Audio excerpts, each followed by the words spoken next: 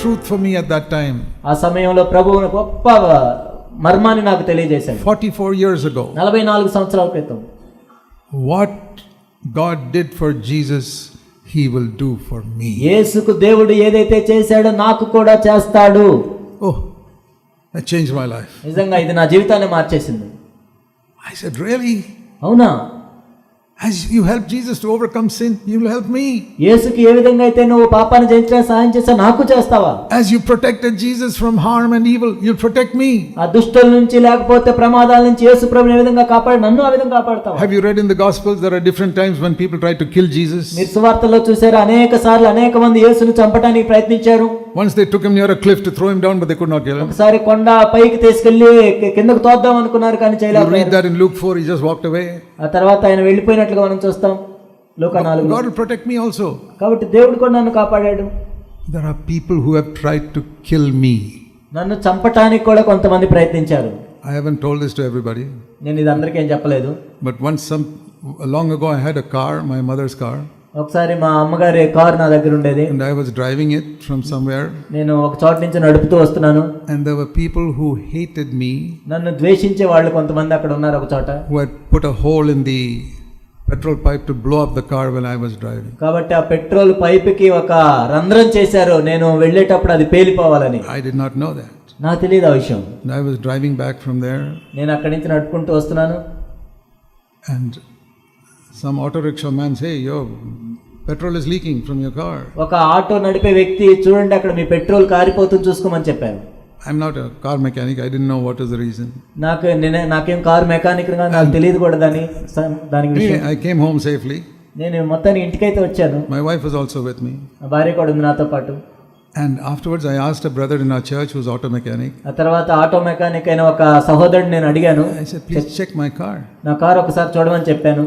And he said, "Somebody has made a hole in the pipe just on top of the exhaust so that it will catch fire." కాబట్టి ఆ పైపుకి ఒక రంధ్రం చేశారు, ఎందుకంటే అక్కడ పేలిపోవాలని కావాలని చేశారు ఎవరు. I said, "It's amazing. I drove 5 miles and it didn't catch fire." కాబట్టి అది మంట రాకుండా 5 మైళ్ళు నేను నడుపుకొని వచ్చాను. Why? ఎందుకు? Not because I am different from you.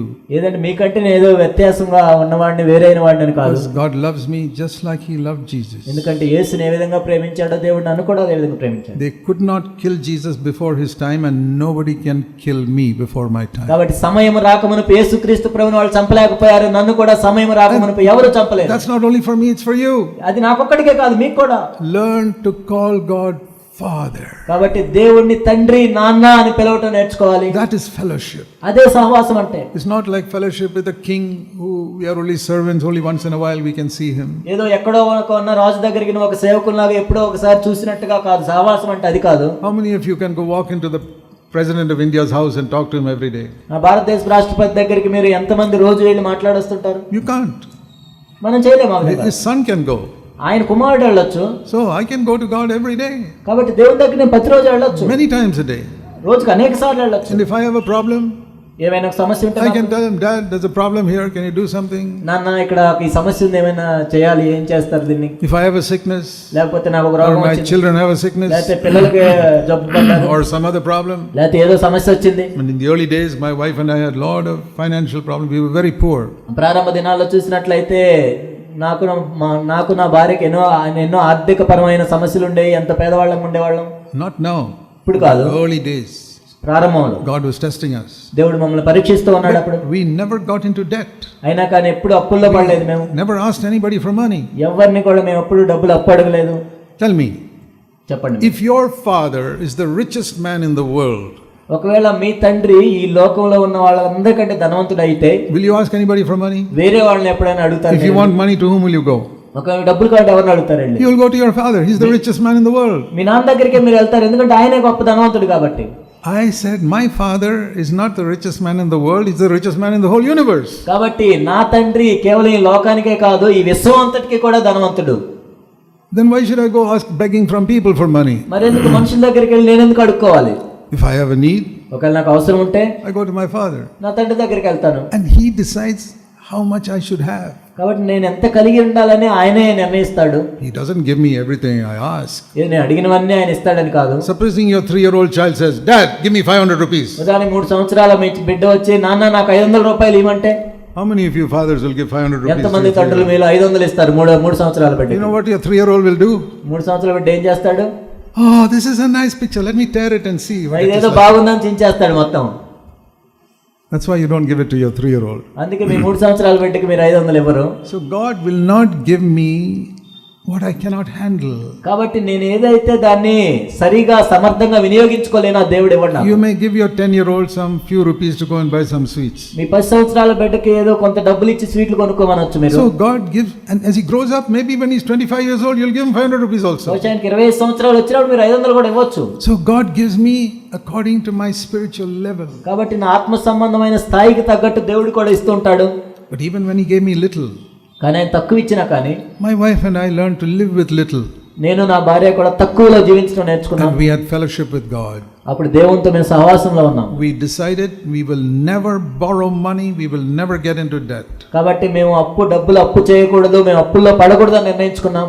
Okay, if we have little, we live with little. కాబట్టి తక్కువ ఉంటే తక్కువలోనే జీవిద్దాం. We won't look at other brothers and say, oh, they have that, we must have that. వేరే సహోదరులు ఏదో వాళ్ళకు ఉన్నాయని మాకు కూడా అది ఉండాలని ఎప్పుడు They కోరుకుంటాం. have washing machine, we must have washing వాళ్ళకి వాషింగ్ మెషిన్ ఉంది కాబట్టి నాకు ఉండాలి. If I can afford a washing machine, I'll buy it. ఒకవేళ నేను వాషింగ్ మెషిన్ కొనుక్కుంటే సామర్థ్యం ఉంటే కొనుక్కుంటాను. That's good.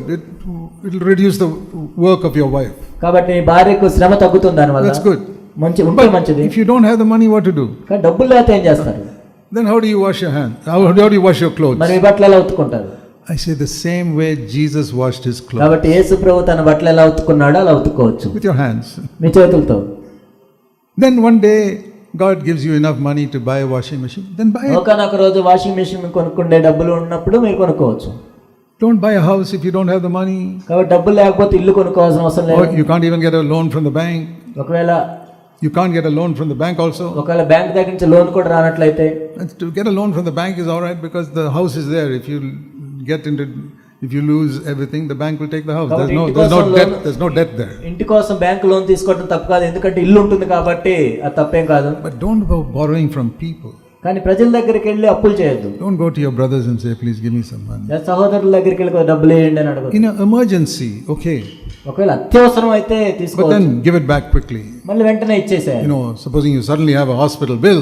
కొన్నిసార్లు అకస్మాత్తుగా హాస్పిటల్ ఖర్చు వస్తుంది. You can ask a brother to help you and then pay it back as soon as possible. కాబట్టి ఒక సహోదరుని అడిగి మనం డబ్బులు తీసుకోవచ్చు, మళ్ళీ వెంటనే ఇవ్వచ్చు.